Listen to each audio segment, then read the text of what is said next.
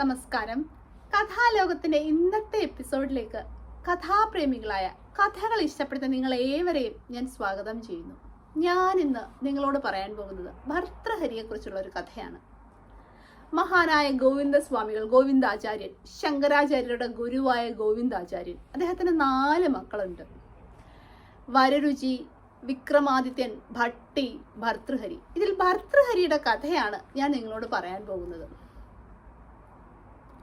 മഹാനായ ഈ ഭർതൃഹരി ആദ്യമേ തന്നെ ബ്രഹ്മചാരി ആയിരുന്നു എന്നും, എന്നാൽ കുടുംബജീവിതമൊക്കെ നയിച്ച് അത് മടുത്ത് മുഷിഞ്ഞിട്ടാണ് സന്യാസിയായി മാറിയതെന്നും 2 അഭിപ്രായമുണ്ട്. അതിൽ 2ാമത്തെ കഥയാണ് ഞാൻ നിങ്ങളോട് പറയാൻ പോകുന്നത്. അതായത് അദ്ദേഹം കുടുംബജീവിതമൊക്കെ നയിച്ച് എങ്ങനെ അത് മടുത്തിട്ട് സന്യാസത്തിലേക്ക് പോയി എന്നുള്ള കഥയാണ് ഞാൻ നിങ്ങളോടൊന്ന് പറയാൻ പോകുന്നത്. ഭർതൃഹരി ഭാര്യയോടുകൂടി കുടുംബജീവിതമൊക്കെ നയിച്ച് സന്തോഷമായി കഴിയുന്ന സമയം. അപ്പോൾ അങ്ങനെ ഇരിക്കുമ്പോൾ ഒരു ദിവസം അദ്ദേഹത്തിന്റെ വീട്ടിലേക്ക് ഒരു സന്യാസി വരും. മഹാന്മാരെ എല്ലാം സ്വീകരിച്ച് ആനയിച്ച് കുശല പ്രശ്നങ്ങളൊക്കെ നടത്തി ഇരുത്തുന്നതിൽ ഭർതൃഹരിക്ക് ഒരു പ്രത്യേക കഴിവായിരുന്നു. അപ്പോൾ ഭർതൃഹരി അദ്ദേഹത്തെ സ്വീകരിച്ച് ആനയിച്ചൊക്കെ ഇരുത്തി അങ്ങനെ വർത്തമാനമൊക്കെ പറയുന്നതിനിടയ്ക്ക് അദ്ദേഹം ഒരു മാമ്പഴം സമ്മാനമായി ഭർതൃഹരിക്ക് കൊടുക്കും. വെറും ഒരു മാമ്പഴമല്ല, ഒരു സന്യാസി കൊടുക്കുന്നു എന്ന് പറയുമ്പോൾ എന്തായാലും അതിന് പ്രത്യേകത ഉണ്ടാവും. അപ്പോൾ ആ മാമ്പഴത്തിന്റെ പ്രത്യേകത എന്താണെന്ന് വെച്ചാൽ, അത് കഴിച്ചു കഴിഞ്ഞാൽ ജരാനരകളൊന്നും ബാധിക്കാതെ എന്നും ജീവനോടിരിക്കും. ഇതാണ് ആ മാമ്പഴത്തിന്റെ പ്രത്യേകത. അപ്പോൾ ഇത് കൊടുത്തിട്ട് സന്യാസി അവിടെ നിന്ന് പോവുകയും ചെയ്യും. ഭർതൃഹരിക്ക് ഒരുപാട് സന്തോഷവും. അങ്ങനെ ഭർതൃഹരി ആ മാമ്പഴം വെച്ച് കയ്യിൽ അതും കൊണ്ട് ഇരിക്കുകയാണ്. എന്നിട്ട് അത് എന്ത് ചെയ്യുമെന്ന് ആലോചിച്ച് താൻ കഴിച്ചാലോ എന്ന് ആലോചിക്കും. അപ്പോൾ മനസ്സിലേക്ക് വരുന്നത് ഭാര്യയുടെ മുഖമാണ്. അയ്യോ, ഞാനിത് കഴിച്ചു കഴിഞ്ഞ് ഭാര്യ അങ്ങ് മരിച്ചു, ഞാൻ ഒറ്റയ്ക്ക് ഇങ്ങനെ ജീവിച്ചിരുന്നിട്ട് എന്താ പ്രയോജനം? നല്ല മനസ്സുള്ളവരാണെങ്കിൽ നമ്മളെ സ്നേഹിക്കുന്നവർ മരിച്ചു പോയിട്ട് നമ്മൾ എന്തിനാ ജീവിച്ചിരിക്കുന്നത് എന്ന് ചിന്തിക്കും. അത്തരത്തിൽപ്പെട്ട ഭാര്യ ഒരുപാട് സ്നേഹിക്കുന്ന നല്ല മനസ്സുള്ള ഒരാളായിരുന്നു നമ്മുടെ ഭർതൃഹരി. അപ്പോൾ ഭർതൃഹരി ഭാര്യയെ അടുത്ത് വിളിക്കും. എന്നിട്ട് പറയും, ഇത് നീ കഴിച്ചോ, നീ കഴിച്ചു കഴിഞ്ഞാൽ ഇത് ജരാനരകളൊന്നും ബാധിക്കാതെ നീ എന്നും ജീവനോടെ ഇരിക്കും എന്ന് പറയും. അപ്പോൾ ഈ ഭാര്യ ഒരു പതിവ്രതയൊന്നും ആയിരുന്നില്ല, അവർ ഒരു ദുഷ്ട സ്ത്രീയായിരുന്നു. അവർക്കൊരു കാമുകനുണ്ടായിരുന്നു. ഇത്രയും സ്നേഹിക്കുന്ന ഭർത്താവായ ഭർതൃഹരി ഉള്ളപ്പോൾ തന്നെ ഒരു കാമുകനുണ്ടായിരുന്നു. അങ്ങനെ അവരെന്താ ചെയ്യുന്നതെന്ന് വെച്ചാൽ അത് കാമുകന് കൊടുക്കും. കാമുകൻ വേറെ ആരുമല്ല, ഇവരുടെ തന്നെ കുതിരക്കാരനായിരുന്നു. അങ്ങനെ അയാളെ വിളിച്ചിട്ട് ഭർതൃഹരിയുടെ ഭാര്യ ആ മാമ്പഴം അയാൾക്ക് കൊടുക്കും. എന്നിട്ട് അതിന്റെ പ്രത്യേകതയും പറയും. അപ്പോൾ ഈ കുതിരക്കാരന് യഥാർത്ഥത്തിൽ ഭാര്യ ഉണ്ടായിട്ടാണ് ഇങ്ങനെ പരസ്ത്രീ ബന്ധം. അപ്പോൾ ആ മാമ്പഴം കുതിരക്കാരൻ ഭാര്യയ്ക്ക് കൊടുക്കും. ഭാര്യ എന്ന് വെച്ചാൽ ഇവരുടെ വീട്ടിൽ അടിച്ചു തള്ളിക്കാരിയായിരുന്നു.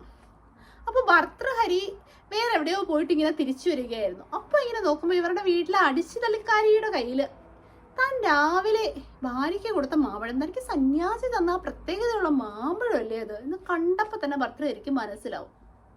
അപ്പോൾ ആ സ്ത്രീയെ അടുത്ത് വിളിക്കും. എന്നിട്ട് ഈ മാമ്പഴം എവിടുന്നാ കിട്ടിയത് എന്ന് ചോദിക്കും. എന്തായാലും സംശയം തീർക്കണമല്ലോ എന്ന് വിചാരിച്ചാണ് ഭർതൃഹരി ഇത് ചെയ്യുന്നത്. അപ്പോൾ അവര് സന്തോഷത്തോടുകൂടി പറയും, ഇതെന്റെ ഭർത്താവ് എനിക്ക് തന്നതാ എന്ന് പറയും. അപ്പോൾ ഭർതൃഹരി അടുത്തത് കുതിരക്കാരനെ വിളിക്കും.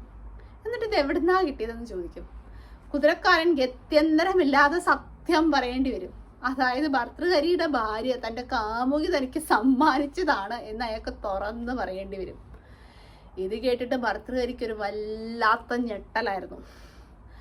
അയാൾ ഒരിക്കലും പ്രതീക്ഷിക്കുന്നില്ല ഇത്. അയാൾ ഞെട്ടുകയാണോ കോപമാണോ എല്ലാ വികാരങ്ങളും കൂടെ ഒരുമിച്ച് വന്ന് അയാൾ ഒരു വല്ലാത്ത അവസ്ഥയിലാവും ഭർതൃഹരി. അയാൾ വീട്ടിലെത്തും.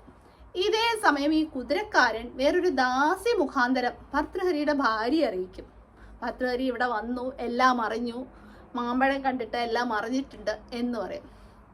അപ്പൊ അപ്പോഴും ദുഷ്ടയായ ആ സ്ത്രീയുടെ മനസ്സിൽ, അയ്യോ, എൻ്റെ പരപുരുഷനുമായിട്ടുള്ള ബന്ധം ഇയാൾ അറിഞ്ഞു, ഇയാളിനി എന്തും ചെയ്യാൻ മടിക്കില്ല, എൻ്റെ അഭിമാനം പോയി, ഞാൻ ഇനി എന്ത് ചെയ്യുമെന്നൊക്കെ ആലോചിച്ചിട്ട്, അത് മാത്രമല്ല എൻ്റെ കാമുകനായ കുതിരക്കാരൻ ഇയാൾ വേണമെങ്കിൽ കൊല്ലാൻ വരെ മടിക്കത്തില്ല എന്നൊക്കെ ചിന്തിച്ചിട്ട് ഇയാള് ഇയാളെ എന്തായാലും വകവരുത്താം, ഇയാളെ കൊല്ലാം. സ്വന്തം ഭർത്താവിനെ, ഇത്രയും ഭാര്യയെ സ്നേഹിക്കുന്ന സ്വന്തം ഭർത്താവിനെ കൊല്ലാൻ ആ സ്ത്രീ തീരുമാനിക്കും. എന്നിട്ട് അവർ ഒരു പലഹാരം ഉണ്ടാക്കും, ഓട്ടട ഉണ്ടാക്കും. എന്നിട്ട് അതിൽ വിഷം കലർത്തിയിട്ടാണ് അത് ഉണ്ടാക്കുന്നത്, ഭർതൃഹരിയെ കൊല്ലാൻ വേണ്ടി. ആലോചിക്കണം, അവരുടെ മനസ്സ് എത്ര വൃത്തികെട്ട മനസ്സാണെന്ന് ആലോചിക്കണം. എന്നിട്ട് അവർ ഒന്നും അറിയാത്ത പോലെ ഭർത്താവിൻ്റെ അടുത്ത് വന്ന് സ്നേഹത്തോടെ വിളിക്കും. ഭക്ഷണമാകാൻ കുറച്ച് സമയമെടുക്കും, അതുകൊണ്ട് ഞാനൊരു പലഹാരം ഉണ്ടാക്കിയിട്ടുണ്ട്, ഈ ഓട്ടടയാണ്, ഇതെടുത്ത് കഴിക്കാൻ പറയും. ബുദ്ധിമാനായ ഭർതൃഹരിക്ക് മനസ്സിലാവും അതിൽ ഉറപ്പായും വിഷമുണ്ട് എന്ന് മനസ്സിലാവും. അപ്പോൾ ഭർതൃഹരി അവിടെ നിന്ന് ഇറങ്ങും. ഇറങ്ങിയിട്ട് ഇത് ഇങ്ങനെ പറഞ്ഞുകൊണ്ടാണ് ഇറങ്ങുന്നത്, ഓട്ടട വീടിനെ ചുടും എന്ന് പറഞ്ഞിട്ട് അവിടെ നിന്ന് ഇറങ്ങും. അങ്ങനെ ഇത് പറഞ്ഞിട്ട് ആ ഓട്ടട വീടിൻ്റെ ഇറമ്പത്ത് വെച്ചിട്ട് ഇറങ്ങും. അങ്ങനെ ഭർതൃഹരി വീടിൻ്റെ പടി കടന്ന് പുറത്തിറങ്ങിയതും ആ വീട് മുഴുവൻ ചുട്ട് കത്തിച്ചാമ്പലായി ഭസ്മമായി മാറി. അതാണ് ഭർതൃഹരിയുടെ കഥ. എന്നിട്ട് വീട്ടിൽ നിന്ന് ഇറങ്ങുന്നതിന് മുമ്പ് ഭർതൃഹരി ഒരു മൺപാത്രം, ഭിക്ഷ യാചിക്കാൻ വേണ്ടി ഒരു മൺപാത്രം കൂടി എടുത്തിട്ടാണ് ഇറങ്ങുന്നത്. അപ്പോഴേക്കും ആ വീട് ഭസ്മമായി മാറും. അങ്ങനെ ഭർതൃഹരി പിന്നെ എന്താ ചെയ്യുന്നതെന്ന് വെച്ചാൽ ഒരു വലിയ അമ്പലം, ഒരു മഹാക്ഷേത്രത്തിൽ പോയിരുന്ന് ഭിക്ഷ യാചിക്കാനായിട്ട് പോയിരിക്കും.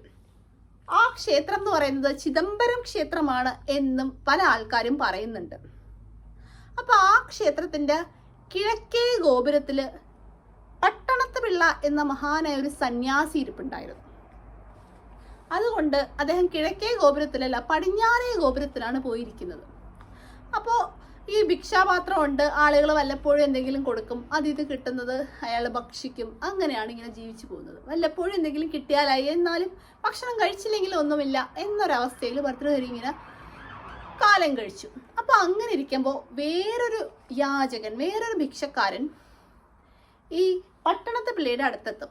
എന്നിട്ട് തനിക്ക് എന്തെങ്കിലും തരണേ എന്ന് ചോദിക്കും. അപ്പോൾ അയാൾ പറയും, ഞാനൊരു സന്യാസിയാണ്, എൻ്റെ കയ്യിലൊന്നുമില്ല, ഒരു കാര്യം ചെയ്യ്, നിങ്ങൾ പടിഞ്ഞാറേ ഗോപുരത്തിൽ പോകും, അവിടെ ഒരു കാശുകാരനായ ഒരാളാണ് ഇരിക്കുന്നത്, ധനികനാണ് അയാളുടെ കയ്യിൽ എന്തെങ്കിലും ഉണ്ടാവും എന്ന് പറയും. അപ്പോൾ ഈ യാചകനടുത്ത് പടിഞ്ഞാറേ ഗോപുരത്തിൽ നമ്മുടെ ഭർതൃഹരിയുടെ അടുത്തെത്തും. എന്നിട്ട് ചോദിക്കും, എനിക്ക് എന്തെങ്കിലും തരുമോ എന്ന് ചോദിക്കും. അപ്പം ഭർതൃഹരി പറയും, ഞാൻ കണ്ടില്ലേ, ഞാനൊരു യാചകനാണ്, ഞാൻ നിങ്ങൾക്ക് എന്താ തരാൻ പറ്റുക എന്ന് പറയും. അപ്പോൾ ആ യാചകൻ പറയും, അപ്പുറത്തിരിക്കുന്ന കിഴക്കേ ഗോപുരത്തിലിരുന്ന സന്യാസി എന്നോട്, പട്ടണത്തെ പിള്ള എന്നോട് പറഞ്ഞല്ലോ അങ്ങ് ഒരു ധനികനാണെന്ന് എന്ന് പറയും. അപ്പോൾ ഭർതൃഹരിക്ക് കാര്യം മനസ്സിലാവും. എന്താന്ന് വെച്ചാൽ താനൊരു ഭിക്ഷാപാത്രം കൊണ്ടാണ് ഇരിക്കുന്നത്. അപ്പോൾ ആ ഭിക്ഷാപാത്രം വെച്ചിരിക്കുന്നതിൻ്റെ അർത്ഥം എന്ന് വെച്ചാൽ ഞാൻ എന്തോ പ്രതീക്ഷിക്കുന്നുണ്ട്, അപ്പൊ ആരെങ്കിലും എന്തെങ്കിലും തന്നാ കൊള്ളാം എന്ന ഒരു ആഗ്രഹം മനസ്സിലുണ്ട്. അത് ഉദ്ദേശിച്ചാണ് ഈ മഹാനായ സന്യാസി അങ്ങനെ ഇയാളോട് പറഞ്ഞു വിട്ടത് എന്ന് മനസ്സിലാവും. അപ്പൊ തന്നെ ഭർതൃഹരി എന്താ ചെയ്യുന്നതെന്ന് വെച്ചാൽ ആ മൺപാത്രം എടുത്ത് അങ്ങ് ഉടച്ചു കളയും. എന്നിട്ട് പിന്നെ ഒരു മൺപാത്രം ഒന്നും ഇല്ലാതെ വെറുതെ ഇങ്ങനെ ആ ഗോപുര നടയിലിരിക്കുകയായിരുന്നു. ആരെങ്കിലും എന്തെങ്കിലും കൊടുക്കുവാണെങ്കിൽ മേടിക്കും, ഇല്ലെങ്കിൽ ഇല്ല. അങ്ങനെയാണ് ഭർതൃഹരി കാലം കഴിച്ചത്. കഥാലോകത്തിന്റെ ഇന്നത്തെ ഭർതൃഹരിയുടെ കഥ ഇവിടെ അവസാനിക്കുന്നു. ഈ കഥ എല്ലാവർക്കും ഇഷ്ടപ്പെട്ടു എന്ന് വിചാരിക്കുന്നു. നന്ദി, നമസ്കാരം.